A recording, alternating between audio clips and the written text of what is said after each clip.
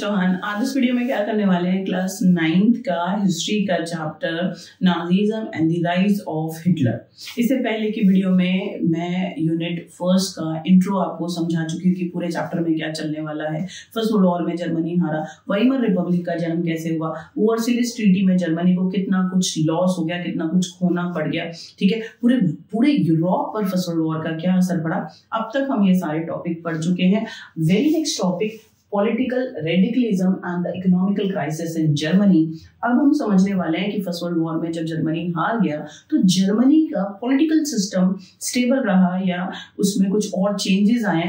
तो have a look political condition और Germany की इकोनॉमिकल कंडीशन को समझने की कोशिश करेंगे आफ्टर फर्स्ट वर्ल्ड वॉर। ठीक है, देखो जरा, बहुत ज्यादा इंपॉर्टेंट है, ये पेपर में आता है 1 नंबर के लिए। आपको पता होना चाहिए कि फर्स्ट वर्ल्ड वॉर के बाद ना जो जर्मनी की पॉलिटिकल कंडीशन है वो स्टेबल नहीं है।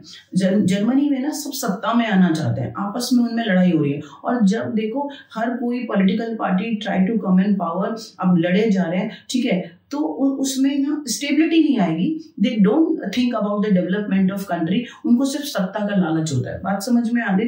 तो जर्मनी में यही हाल है कि कोई ये नहीं सोच रहा है, कोई फॉर्मूला नहीं लगा रहे हैं कि इतना सब कुछ लॉस हो गया है जर्मनी का फर्स्ट वर्ल्ड वॉर में पार्टिसिपेट करने के बाद, तो उससे कैसे ओवरकम होना है। नहीं, सबको सत्ता में आना है।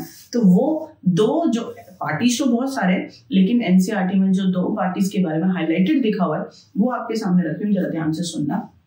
देखो क्या लिखा हुआ है, स्पार्टासिट लीग, ये पॉलिटिकल पार्टी का नाम है, founded the communist party of Germany. पता है जो स्पार्टासिट लीग है वो सोवियत स्टाइल का पॉलिटिक्स करना चाहते हैं, सोशली, ठीक है, सोवियत स्टाइल का पॉलिटिक्स को। कम्युनिस्ट पार्टी जैसे रशिया में स्टैब्लिश थी ना, वैसी कम्युनिस्ट पार्टी उन्होंने जर्मनी में स्टैब्लिश करी। किसने? स्पार्टासिट लीग। बात समझ में आ गई। पॉलिटिकल पार्टी का नाम है। और कैसी सिस्टम चाहते हैं, पॉलिटिकल सिस्टम कैसा चाहते हैं, कम्युनिस्ट, जैसा रशिया में। तो इसी वजह से उन्होंने communist party of Germany establish कर दी। दूसरी तरफ कौन है? Socialist, Democrats and Catholics. ये क्या चाहते हैं? ये डेमोक्रेटिक वे से चलना चाहते हैं। पॉलिटिकल सिस्टम कैसा करना चाहते हैं? डेमोक्रेटिक। इसीलिए इन्होंने वाइमर रिपब्लिक बनाया, elected parliamentary form of government की जनता चुनेगी और जो चुने हुए मेंबर होंगे वो कानून बनाएंगे देश के लिए।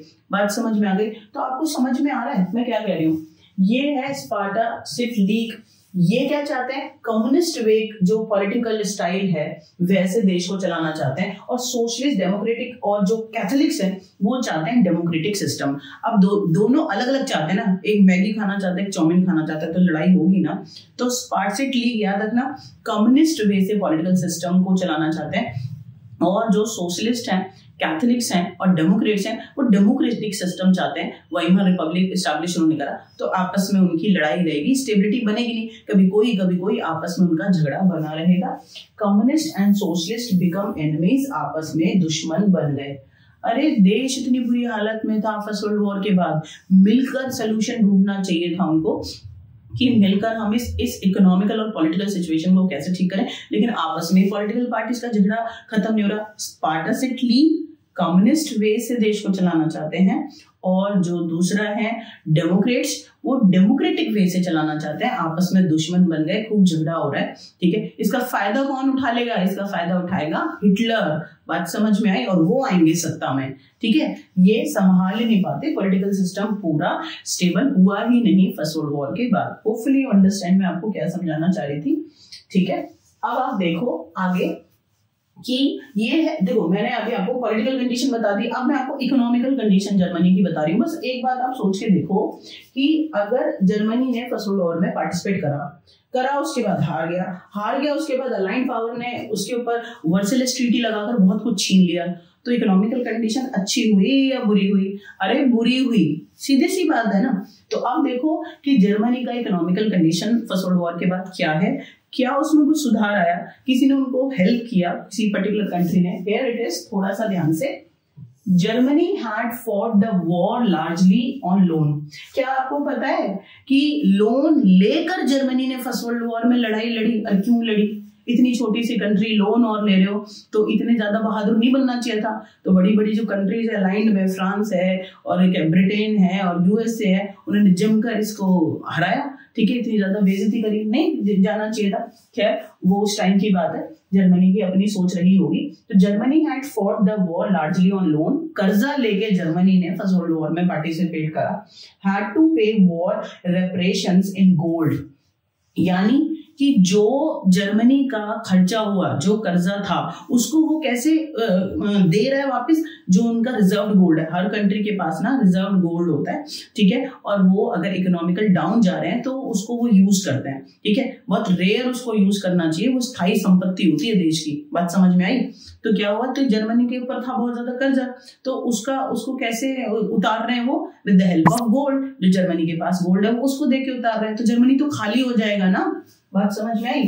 दिस डिप्लीटेड गोल्ड निकलता जा रहा है, ड्रेन आउट होता जा रहा है। Reserve at the time resources were scarce, जब गोल्ड भी छिन गया, देखो पहले लोन लेके कर्जा लेके लड़ाई लड़ ली, उसके बाद जो उनके पास रिजर्व गोल्ड है उससे वो कर्जा उतारने की कोशिश कर रहे हैं, तो रिसोर्स शॉर्टेज होगी ना, रिसोर्स की कमी हो गई जर्मनी में, अब उनके पास कुछ नहीं है, इकोनॉमिकली बहुत ज्यादा जर्मनी बर्बाद हो गया। ये बात अपने दिमाग में आप रखेंगे। उसके बाद आप देखो, in 1923 Germany refuse to pay and French occupied its leading industry Ruhr to claim their coal, ठीक है। जर्मनी को आपको पता है कि अलाइंड पावर को एज अ कंपनसेशन बहुत बड़ी अमाउंट देनी थी, अब जर्मनी ने तो रिफ्यूज कर दिया कि हमारे पास है नहीं, कहां से दे, तो उसके बदले में उन्होंने जो इंडस्ट्रियल एरिया है, अलाइंड पावर ने जर्मनी का इंडस्ट्रियल एरिया रूट उसको छीन लिया। बात समझ में आ गई? देखो कितना ज्यादा जर्मनी के साथ अन्याय हो रहा है। The printed paper of Germany currency recklessly, बहुत ज्यादा प्रिंट किया गया। देखो German printed paper currency recklessly, देखो ये इकोनॉमिकल फंडा है कि एक रैशनल तरीके से हर किसी के पास नोट छापने की मशीन होती है गवर्नमेंट, ठीक है, हर कंट्री के पास है, तो वो अगर वो रेकलेसली अनाधुंध पैसों को छापे जाएंगे तो उसका वैल्यू गिरेगा या बढ़ेगा? गिर जाएगा। वो गलती कर दी जर्मनी ने। जर्मनी का के पास के ऊपर कर्जा था, उनका गोल्ड सारा कर्जे को उतारने में चला गया, उनकी इंडस्ट्री छिन रही है, तो उन्होंने क्या करा, रेकलेसली बहुत ज्यादा जो जर्मन करेंसी है मार्क, जर्मनी की जो करेंसी है उसको क्या कहते हैं, मार्क कहते हैं, ठीक है। तो जैसे हमारी करेंसी को रुपया कहते हैं ना, तो उसी तरह, और जैसे अमेरिका की डॉलर है तो जर्मनी की है मार्क, तो लगातार छापते चले गए, बस छाप दो, हमारे पास बहुत नोट हो जाएंगे, हम कर्जा दे देंगे। लेकिन रेकलेसली अनाधुंध पैसे छापने से क्या हुआ बेटा, जर्मनी के जो मार्क की वैल्यू है वो मार्केट में गिर गई, बहुत ज्यादा गिर गई, बस तो इकोनॉमिकली और जर्मनी का नुकसान हो गया। क्लियर? देखो without too much printed money, with too much printed money circulation the value of mark fail, बहुत ज्यादा जर्मनी का नुकसान हो गया। उन्हें ऐसा नहीं करना चाहिए था, इकोनॉमिकली कोई और स्ट्रैटेजी बनानी चाहिए थी to overcome from this situation. उन्होंने क्या करा कि पैसे छाप दो और फिर कर्जा दे देंगे। अरे अगर आप टू मच प्रिंटिंग करेंगे पैसे की, बैलेंस वैसे नहीं करेंगे, मार्केट में रिलीज कर देंगे, ठीक है, तो उसकी वैल्यू गिर जाएगी, ठीक है। और ऐसा ही कुछ जर्मनी के साथ हुआ, तो जर्मनी बहुत बुरी कंडीशन में था।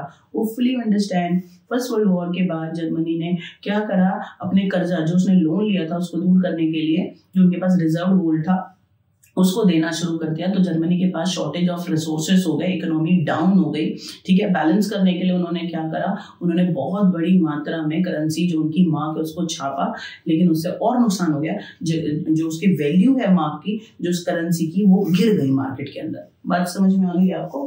ठीक है, तो इकोनॉमिकली जर्मनी की बहुत बुरी कंडीशन है, मैं आपको ये कहना चाह रही हूँ, ठीक है। आगे चलते हैं। The American intervened and bailed Germany out of this crisis. Do you think when Germany faced this economical crisis, so someone helped them? ठीक है, क्या जर्मनी के लोगों को किसी ने मदद करी होगी? हाँ, किसी ने करी। तो भगवान बन के कौन सामने आया? अमेरिका। अमेरिका ने डाउस प्लान इंट्रोड्यूस करा। What is Dawes plan? ठीक है, तो अमेरिका ने जर्मनी को इकोनॉमिकली, ठीक है, मदद करने के लिए डाउस प्लान इंट्रोड्यूस करा, और इसमें उन्होंने बहुत बड़ी मात्रा में जर्मनी को लोन दिया, ठीक है, तो America provided loan to Germany, this is Dawes plan, ठीक है, कि जर्मनी क्या हो जाए, ये इकोनॉमिकली जो इतनी ज्यादा उथल पुथल मची है, इतना गिर गया जर्मनी, उसको ठीक करने के लिए। तो hopefully you understand what in this video I am trying to tell you कि जर्मनी का जो इकोनॉमिकल और पॉलिटिकल सिचुएशन है वो बहुत ज्यादा खराब हो गया था फर्स्ट वर्ल्ड वॉर के बाद। आपस में पार्टी लड़ रही है, पॉलिटिकल सिस्टम देखे तो स्पार्टसिट लीग है, या जो डेमोक्रेट्स हैं, कोई कम्युनिस्ट वे से देश चलाना चाहता है तो कोई डेमोक्रेटिक वे से चलाना चाहते हैं, तो आपस में दुश्मन बने हुए हैं, झगड़ा हो रहा है, ये है पॉलिटिकल सिस्टम।